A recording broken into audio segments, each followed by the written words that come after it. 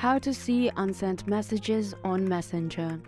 There are two methods on how you can do this. So for the first one, head to the settings on your phone, and now you would have to go to notifications.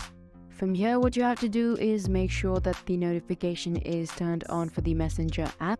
Once you have done that, the messages sent on the app will just pop up on your screen. Even though they might have unsent it, you'd still be able to read it from the notifications. For the second method, what you want to do is head to the Messenger app, then click on the hamburger icon and head to your Messenger settings. Now you'd have to scroll down and select account settings.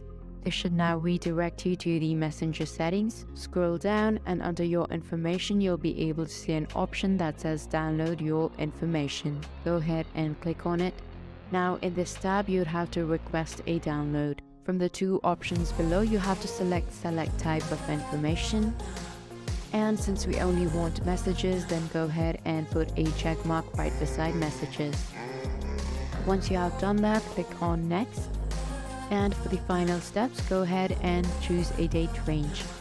So now you have the option to choose all time, the past years, or the past couple of months or weeks. Once you have made your choice, click on save. And for the format, just click on HTML. Then go ahead and click on submit request.